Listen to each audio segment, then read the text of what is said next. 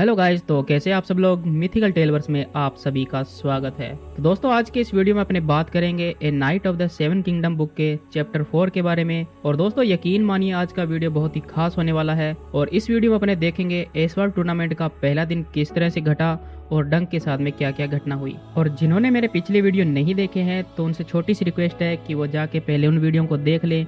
और video start करने से पहले मैं आपको एक चीज बताना चाहता हूँ कि मैं इस बुक को लाइन बाय एक्सप्लेन करता हूँ, इसलिए मेरे वीडियो थोड़े से लंबे हो जाते हैं। और जो लोग गेम ऑफ थ्रोन की बुक को पढ़ना चाहते हैं वो मेरा टेलीग्राम चैनल ज्वाइन कर सकते हैं, वहां पर मैंने पीडीएफ अपलोड कर दी है। इस वीडियो के डिस्क्रिप्शन में टेलीग्राम का लिंक दिया हुआ है, जाके उसको ज्वाइन कर लीजिए। तो चलिए बिना किसी देरी के इस वीडियो को शुरू करते हैं।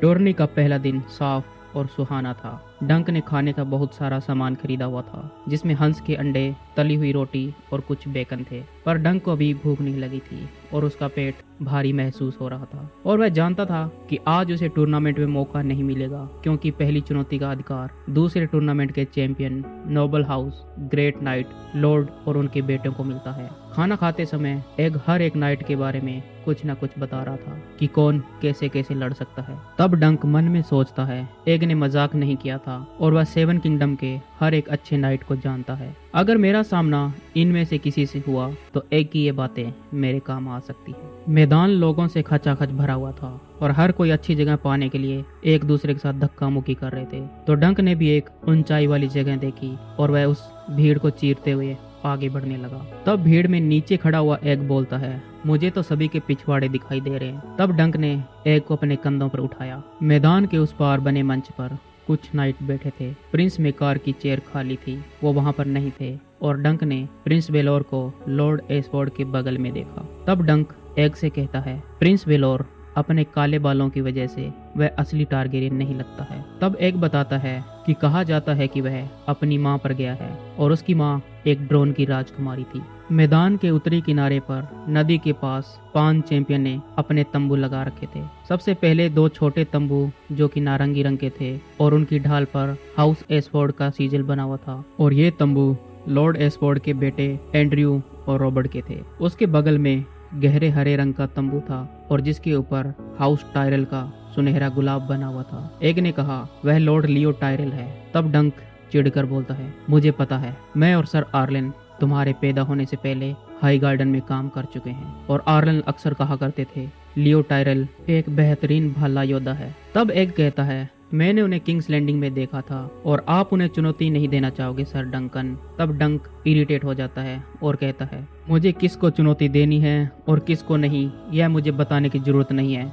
और फिर अगले तंबू को देखने लग जाता है। चौथा तंबू लाल और सफेद धारियों का बना हुआ था और डंक उसे नहीं पहचान पाता। तब एग कहता है, यह वेल ऑफ एरिन के नाइट सर हम्फ्री हार्डिंग का है, और जिन्होंने पिछले साल मेडनपुल की एक बड़ी लड़ाई जीती और उन्होंने सर डोनेल डस्कंडेल, लॉर्ड एरिन और रॉयस को युद्ध में हराया था। और आखिरी तंबू राजकुमार वलार का था, जिस पर हाउस टारगेरियन का 3 सर वाला ड्रैगन बना हुआ था। और उस तंबू के बाहर एक किंग्स गार्ड खड़ा था। उसे देखकर डंक मन में सोचता है, इस राजकुमार की शील्ड को कोई भी छूने की हिम्मत नहीं करेगा, क्योंकि यह किंग डेरोन का ग्रैंडसन और बेलोर द ब्रेक्सपियर का बेटा है। तभी युद्ध का बिगुल बजता है और 5 चैंपियन आगे आते हैं और चुनौती देने वाले नाइट को एक एक करके बुलाया जाता है। और वो मंच पर बैठे लॉर्ड एसफोर्ड, राजकुमार वेलोर और उस सुंदर लड़की को भाला दिखा के सलाम करते और उत्तर की तरफ खड़े 5 चैंपियन की शील्ड को अपने भालों से छूकर मैदान के दक्षिण की साइड में चले जाते। केस्टली रो के ग्रे लाइन ने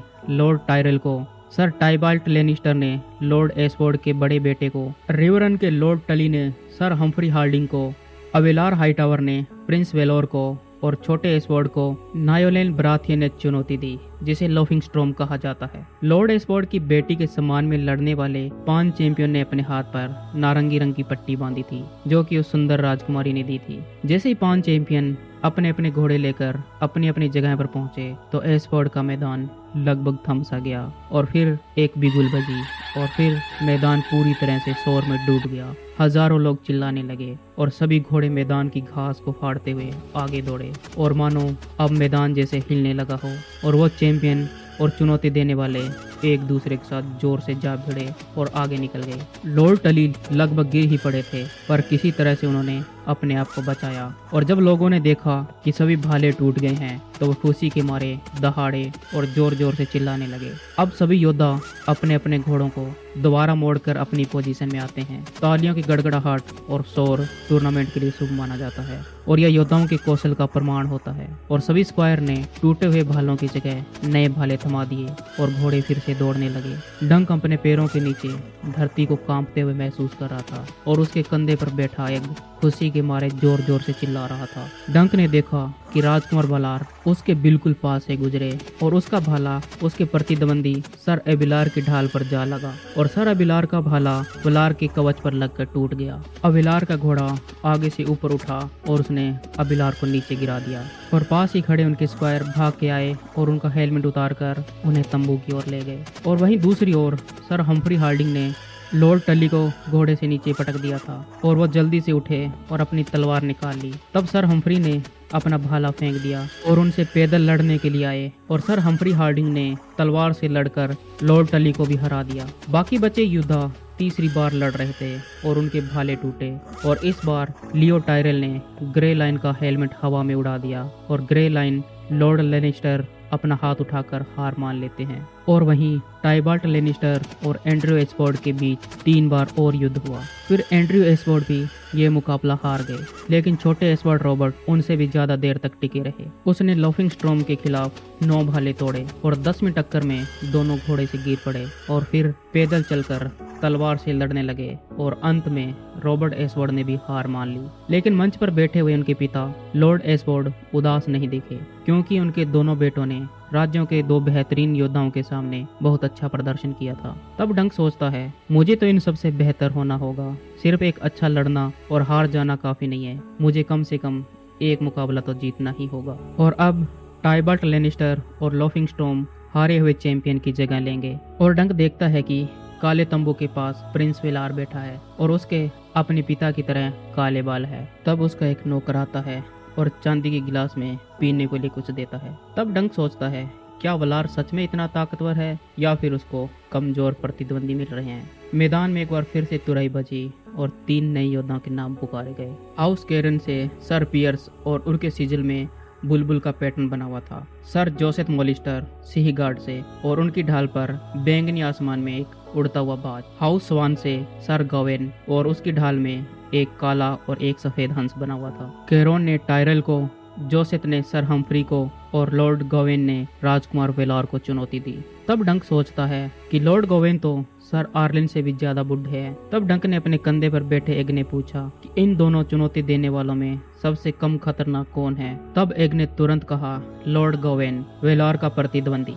तब डंक ने कहा, प्रिंस वेलार कहो, एक स्क्वायर को अच्छी भाषा सीखनी चाहिए लड़के। अब तीनों चुनौती देने वाले अपनी अपनी जगह पर खड़े हो गए और लोग अपने अपने पसंदीदा नाइट पर दांव लगा रहे थे, लेकिन डंक की नजरें सिर्फ राजकुमार वेलार पर ही थी। पहले राउंड में प्रिंस वेलार ने लॉर्ड गवेन की ढाल पर हल्की सी चोट की, जैसे उसने अवेलार हाई टावर पर की थी, और लॉर्ड गवेन ने अपना भाला प्रिंस वेलार की छाती पर मारा और उसका भाला टूट गया। दूसरी बार जब वे भिड़े तब वेलार का भाला गवेन के कंधे पर लगता है और गवेन घोड़े से नीचे गिर जाते हैं। तब प्रिंस वेलार अपने घोड़े से कूदकर नीचे आते हैं और अपनी तलवार निकाल लेते हैं। लॉर्ड गोवेन अपना वाइजर उठाते हैं और कहते हैं, मैं हार मानता हूँ महाराज। और राजकुमार वेलोर अपने घुटने पर बैठकर लॉर्ड गोवेन को उठाने में मदद कर रहा था। तभी मंच पर बैठे लॉर्ड उनकी प्रशंसा कर रहे थे। तब एग ने शिकायत करते हुए कहा, यह इतना भी अच्छा नहीं है। तब डंक बोलता है, तुम चुप रहो, नहीं तो मैं तुम्हें कैंप में वापस भेज दूंगा। और थोड़ी देर बाद सर हम्फ्री हार्डिंग ने सर जोसेफ मोलिस्टर को हरा दिया और बेहोश जोसेफ को मैदान के बाहर ले जाया गया, जबकि लॉर्ड केरन और लॉर्ड टायरल एक दूसरे पर जोरदार वार कर रहे थे, जिसमें भीड़ खुशी के मारे जोर जोर से चिल्ला रहे थे और तालियां बजा रही थी। पर डंक का ध्यान अब भी राजकुमार वेलोर पर है और वह सोच रहा था, अगर मेरा मुकाबला प्रिंस वेलोर के साथ हुआ तो मैं उसे घोड़े से गिरा दूंगा और फिर मेरी ताकत और वजन काम आएगा। अब एक खुशी से डंक के कंधों पर उछल रहा था और चिल्लाते हुए बोल रहा था, उसे पकड़ो, उसे पकड़ो, उसको मार दो। और ऐसे लग रहा था कि मानो वह लॉर्ड केरन को चीयर कर रहा है।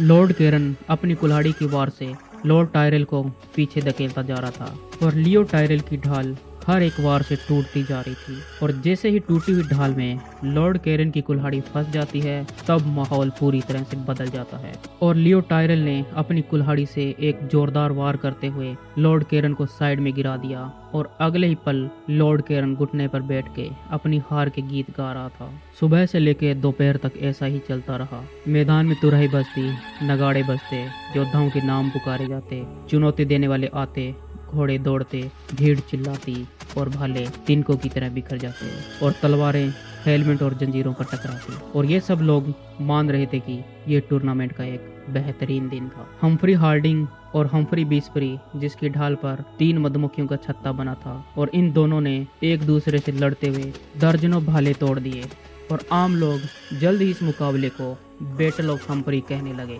पेनरोस ने टाइबाल्ट लेनिस्टर को घोड़े से गिरा दिया और गिरते समय टाइबाल्ट की तलवार टूट गई, लेकिन उसने केवल ढाल के सहारे लड़कर ये लड़ाई जीत ली और वो चैंपियन बने रहे। एक आंख वाले रॉबिन रिसलिंग का मुकाबला लियो टायरल से होता है और पहले ही राउंड में लियो टायरल के वार से अपना हेलमेट खो बैठे। फिर भी रॉबिन रिसलिंग हार मानने को तैयार नहीं थे।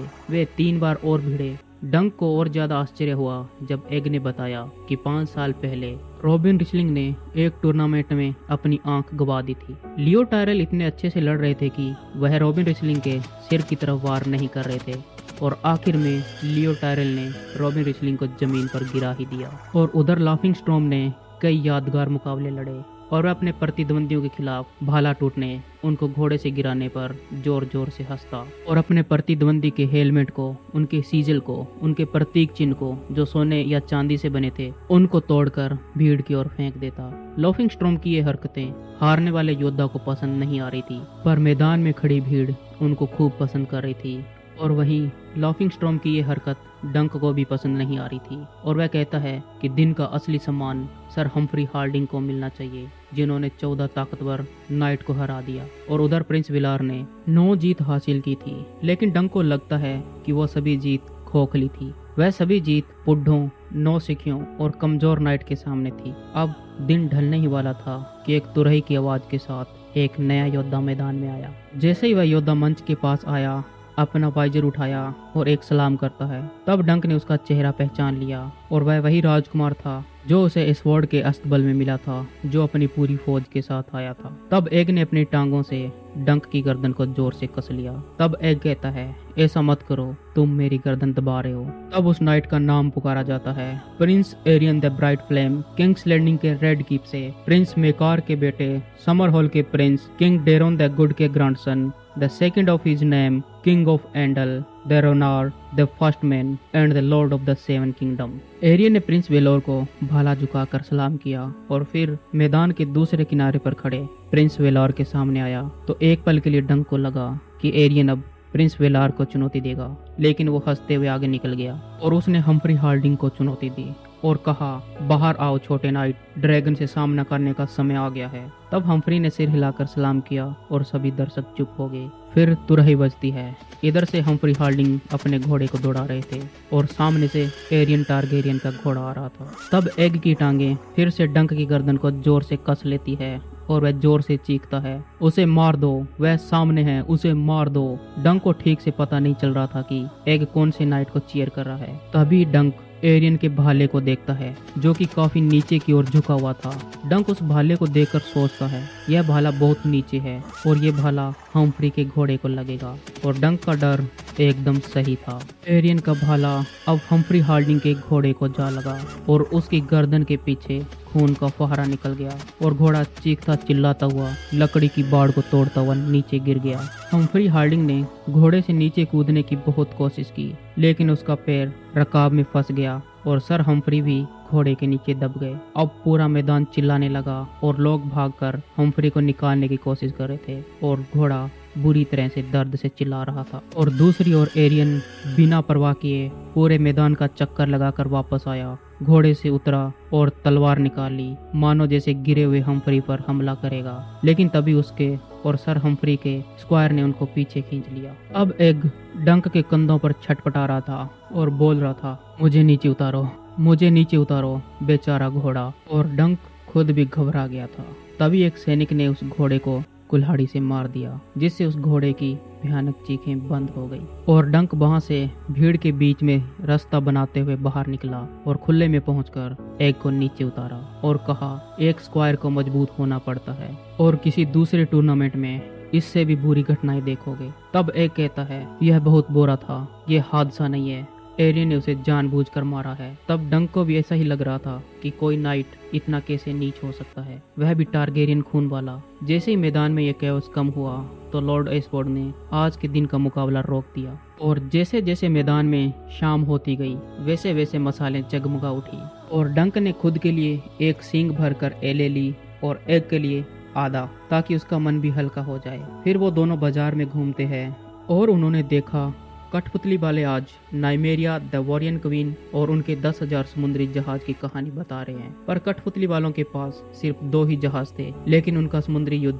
बहुत मजेदार था। तब डंक तानसेल से पूछना चाहता था कि क्या उसने उसके ढाल पर रंग कर दिया है, लेकिन वह बहुत व्यस्त थी। तो डंक ने सोचा रात में फुर्सत होगी तो उससे बात करूंगा। तभी पीछे से आवाज आई। सर डंकन रेमन फॉसवे मुस्कुराते हुए पास आते हैं और कहते हैं, मैंने तुम्हें आज उस भीड़ में देखा और इस लड़के को कंधे पर उठाए हुए थे। तब डंक कहता है, यह मेरा स्क्वायर एग है, ये है रेमन फॉसवे। तब रेमन कहता है, तुमसे मिलकर खुशी हुई लड़के।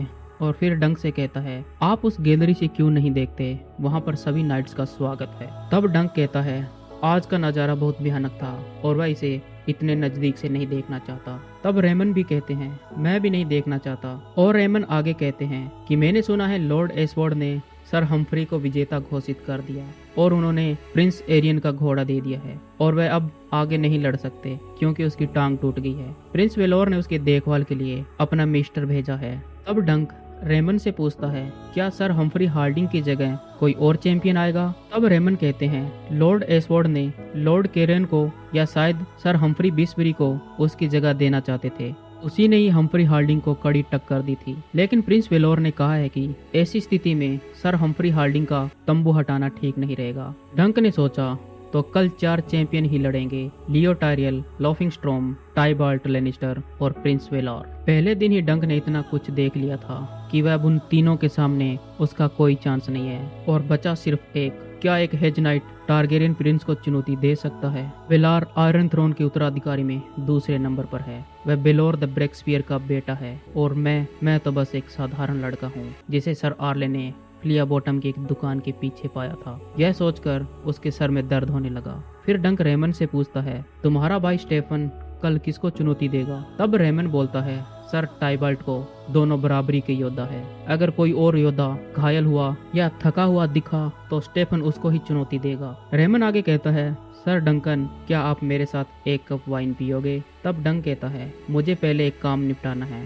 तब एग कहता है, मैं यहीं रुककर इंतजार कर सकता हूँ और कठपुतली शो खत्म होने के बाद मैं आपकी ढाल को ले आऊंगा सर डंक, और वे बाद में साइमन स्टार आइज का शो करेंगे और फिर ड्रैगन की लड़ाई दोबारा से दिखाएंगे। तब रेमन कहता है, देखा आपका काम तो हो गया डंकन, और वाइन आपका इंतजार कर रही है। यह एक आर्बर की वाइन है। अब डंक एग को वहीं छोड़कर रेमन के साथ चला जाता है। रेमन के तंबू के पीछे उसके 2 नौकर शहद और जड़ी बूटी लगाकर गोश्त को भून रहे थे और रेमन कहता है, अगर भूख लगी है तो खाना भी है। रेमन वाइन पीते हुए कहते हैं कि एरियन लॉर्ड एस्फोर्ड पर काफी गुस्सा है क्योंकि उसका घोड़ा सर हम्फ्री हार्डिंग को दे दिया है। और रेमन कहता है कि सर डंकन, यहाँ हम दोनों के अलावा कोई नहीं है और यहाँ के राज ही रहेंगे और एरियन बहुत बुरा इंसान है। शुक्र है कि वह उत्तराधिकारी की लाइन में नीचे है। तब डंक कहता है, क्या आपको सच में लगता है कि उसने घोड़े को जानबूझ के मारा है। तब रेमन कहते हैं, इसमें कोई शक नहीं, अगर प्रिंस मेकार यहाँ होते तो नतीजा बिल्कुल अलग होता।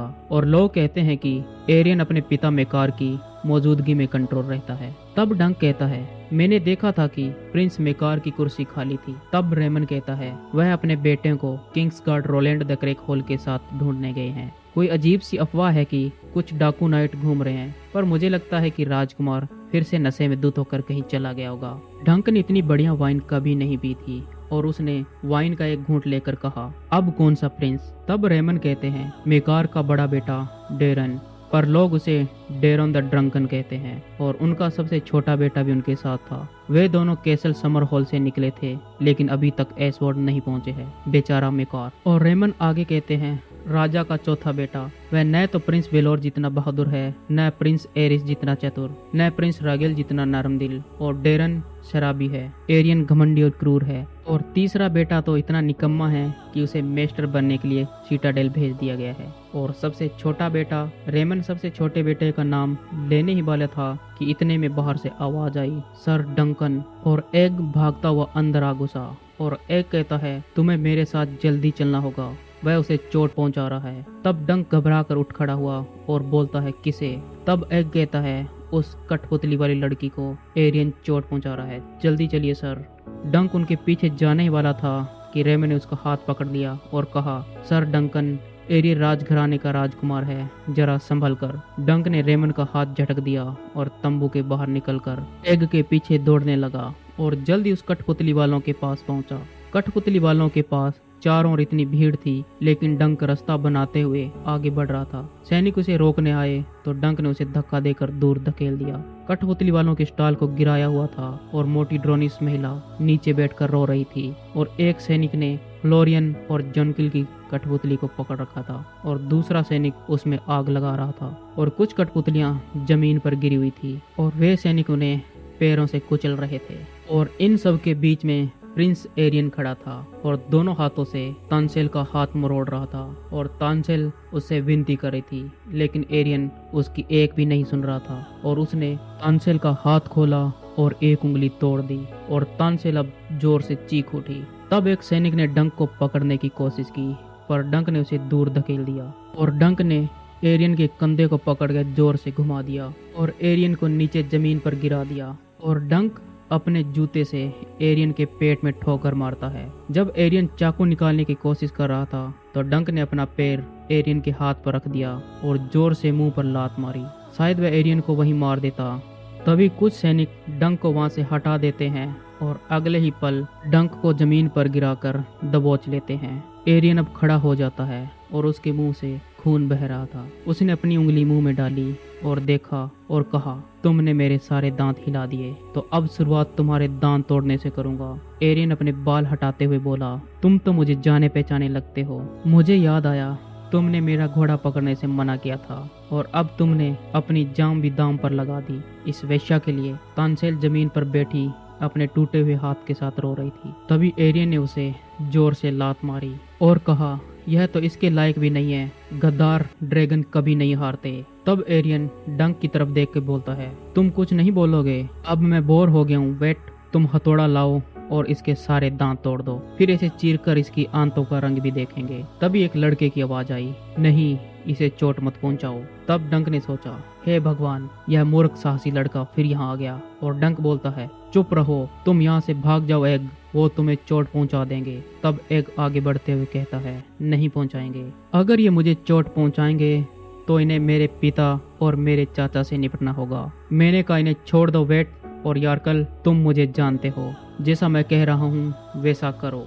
और उन सैनिकों ने डंक के हाथ को छोड़ दिया और बाकी सब सैनिक पीछे हट गए तो डंक अपने घुटनों के बल बैठ गया। तभी भीड़ को हटाते हुए रेमन फॉसबे और अपने सैनिकों के साथ आता है और साथ में स्टेफन भी अपनी तलवार लिए खड़े थे। तब एरियन ने किसी पर ध्यान नहीं दिया। उसने एक पर थूकते हुए कहा, बदतमीज हरामी लड़के, तुम्हारे बाल कहाँ गए? तब एक कहता है, मैंने उसे काट दिया, मैं तुम्हारी तरह नहीं दिखना चाहता था मेरे भाई। और ये चैप्टर यहीं पर खत्म हो जाता है। तो दोस्तों, कैसा लगा ये वीडियो कमेंट में जरूर बताएं। अगर वीडियो अच्छा लगा हो तो इस वीडियो को लाइक शेयर और सब्सक्राइब करना ना भूले। मिलते हैं जल्द ही इसके अगले चैप्टर में। Thank you for watching this video.